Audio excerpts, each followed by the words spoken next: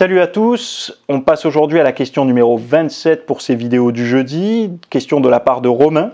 Salut Théo, en voyant ta vidéo sur le pain, je me pose une question. Je prends du millet, de l'épeautre et du sarrasin le matin sous forme de flocons. Ça veut dire que l'index glycémique de tout cela est trop élevé? Je pensais qu'au contraire c'était plutôt bas. Alors il faut savoir une chose, c'est que millet et épeautre de mémoire, alors l'épeautre peut-être un peu moins, mais millet a un index glycémique plutôt élevé, enfin élevé, on va dire, oui, il est assez haut. J'avais donné les valeurs dans la vidéo, je sais plus si c'est pas à l'ordre de 54 ou je sais plus, ou 74, non, enfin bon bref, je vais pas dire de bêtises, allez voir la vidéo sur le pain. Mais le millet, si la concentration de tes céréales ou ton, je sais pas ce que tu fais, si tu le manges sous forme de flocons, donc j'imagine soit en smoothie mixé, soit alors en espèce de porridge, essaye d'avoir une concentration en millet plutôt basse.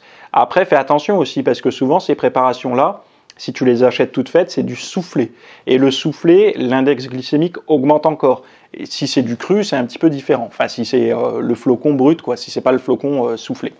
Donc, ouais, l'index glycémique va bouger si tu as un ratio en millet qui va être plus élevé. Et en fait, le sarrasin est assez bas, mais le sarrasin, étant donné qu'il a un goût assez particulier, les marchands, en fait, vous blendent d'autres choses.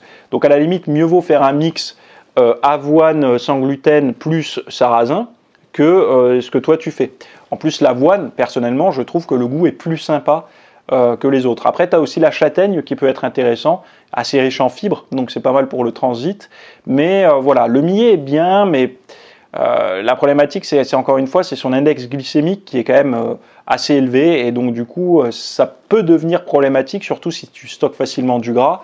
Mieux vaut rester sur des, comment dire, soit sur un flocon unitaire, c'est-à-dire soit du sarrasin, soit de l'avoine, soit si tu fais des mix, essaye d'avoir un ratio plutôt bas pour l'épeautre. De toute façon, si tu évites le gluten, tu ne manges pas d'épeautre.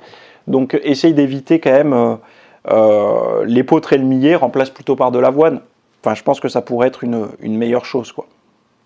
Donc voilà pour ma réponse. Et au niveau diététique, les glucides et tout, sachez qu'il y a pas mal de vidéos sur le site. Encore une fois, allez voir.